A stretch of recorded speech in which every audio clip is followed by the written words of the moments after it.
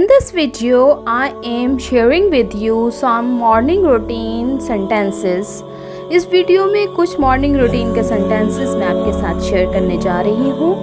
First sentence is I wake up. I wake up. मैं सुबह उठी. I wake up. I make my bed. मैंने अपना bed set किया, बेड बनाया, बेडशीट को ठीक किया. I make my bed. I make my bed. I take shower.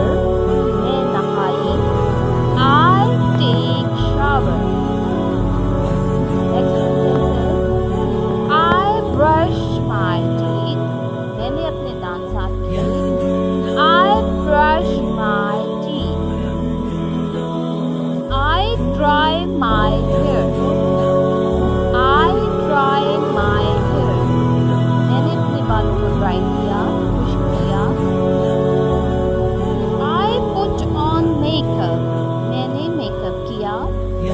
I put on makeup. I check my social media. मैंने अपने mobile में सोशल मीडिया चेक किया.